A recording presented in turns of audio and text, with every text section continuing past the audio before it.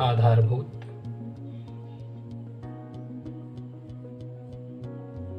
समानुपातिक प्रमेय।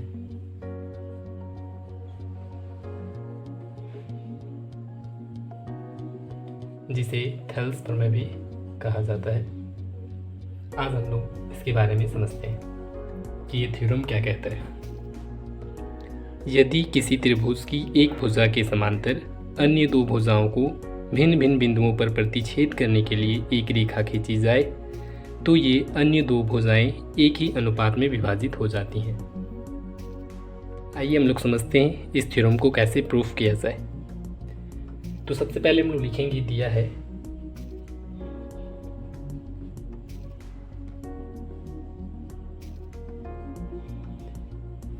ABC एक त्रिभुज है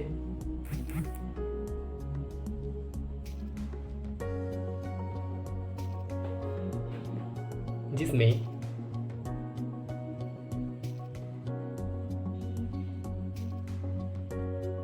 भुजा BC के समांतर एक रेखा खींची गई है।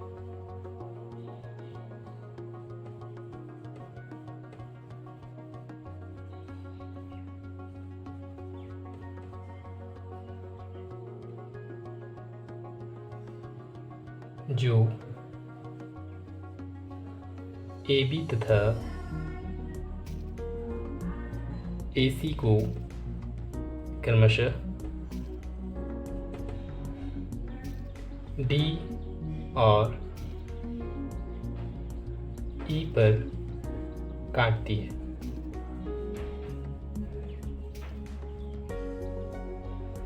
इसका मतलब ये है कि ये एक ABC एक त्रिभुज है।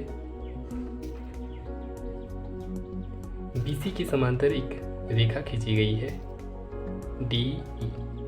ये क्या कर रहा है, AB को D पे काट रहा है, AC को E पे काट रहा है।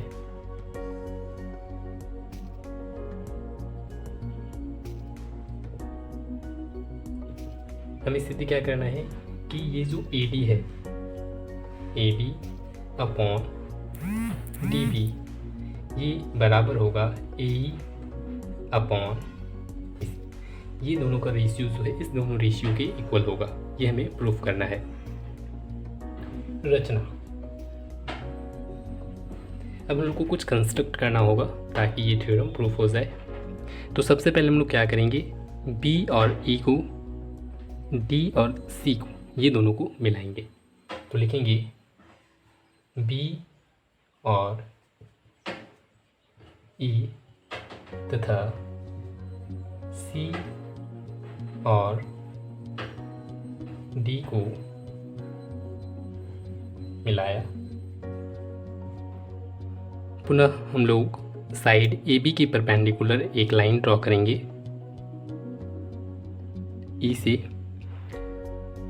और इस पॉइंट का नाम देंगे N। साइड AC की परपेंडिकुलर एक लाइन ड्रॉ करेंगे D से, इसका नाम देंगे M। लिखेंगे DM परपेंडिकुलर टू AC तथा EN परपेंडिकुलर टू AB खींचा। ये हो गया हमारा कंस्ट्रक्शन तैयार। अब हम लोग इसको प्रमाणित करेंगे।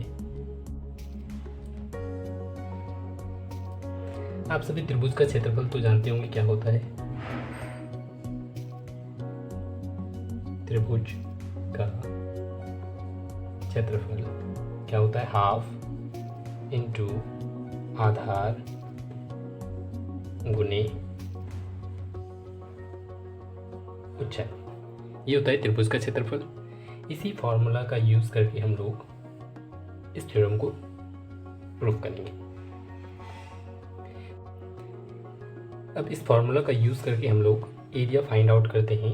सबसे पहले एरिया ADE, त्रिभुज ADE का जो एरिया होगा वो क्या हो जाएगा, हाफ इंटू, ये इसका बेस क्या है AD, आधार AD है, इसका ऊंचाई यानी ये जो परपेंडिकुलर डिस्टेंस होगा EN ये हो जाएगा। इसी प्रकार फिर से हम लोग निकालेंगे एरिया BDE का। ये जो ट्रायंगल है, इस ट्रायंगल का हम लोग एरिया फाइंड आउट करेंगे। एरिया BDE, इस ट्रायंगल का एरिया फाइंड आउट करेंगे तो क्या हो जाएगा, हाफ इंटू, अब इसका जो बेस होगा वो फिर से क्या हो जाएगा हमारा BD होगा, एंड इसका जो परपेंडिकुलर डिस्टेंस होगा वो भी सेम ही होगा EN। अब ये दोनों को हम लोग क्या करते हैं, डिवाइड कर देते हैं। तो क्या लिखेंगे, एरिया ADE BDE बराबर क्या हो जाएगा, half into AD into EN upon half into BD upon EN।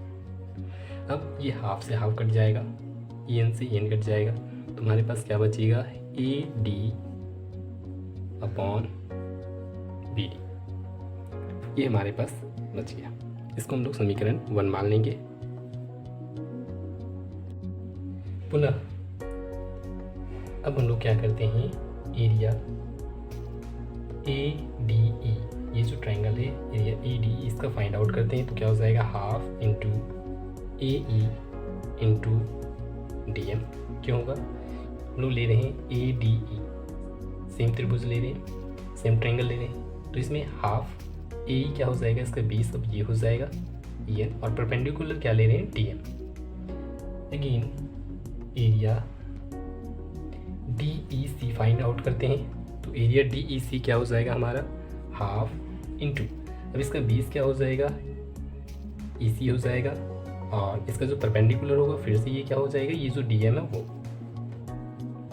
अब ये दोनों को फिर से हम लोग डिवाइड कर लेते हैं तो क्या हो जाएगा, area ADE upon area DEC बराबर क्या हो जाएगा, half into AE into DM upon half into EC into DM। फिर से हाफ हाफ कैंसिल हो जाएगा, DM कैंसिल हो जाएगा, तो क्या होगा, AE अपॉन EC, ये 2 हो गया। अब ध्यान देते हैं कि जो ट्रायंगल है BDE और ये जो ट्रायंगल है DEC, ये दोनों एक ही आधार DE तथा एक ही समांतर रेखा BC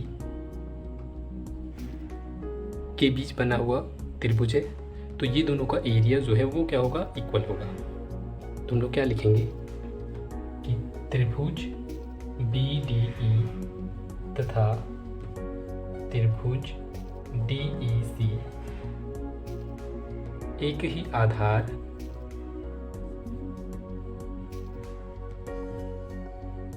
तथा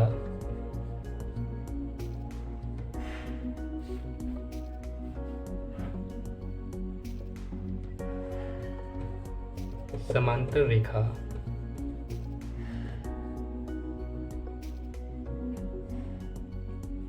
BC और DE के बीच बना त्रिभुज है।